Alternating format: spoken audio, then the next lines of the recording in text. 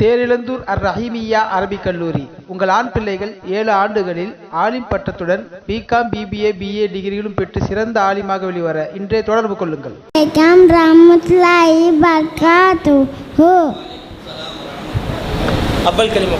अव्वल कलिमा तय्यब ला इलाहा इल्लल्लाह मुहम्मदुर रसूलुल्लाह.